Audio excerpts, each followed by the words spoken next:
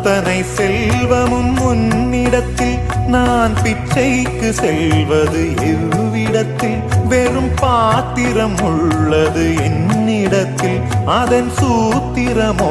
அது உன்னிடத்தில் ஒரு முறையா இருமுறையா பல முறை பல பிறப்பெடுக்க வைத்தாய் புதுவினையா பழவினையா கணம் கணம் தினம் என்னை துடிக்க வைத்தாய் பொருளுக்கு அலைந்திடும் பொருளற்ற வாழ்க்கையும் துரத்துதே உன் அருள் அருள் அருள் என்று அலைகின்ற மனம் இன்று பிதற்றுதே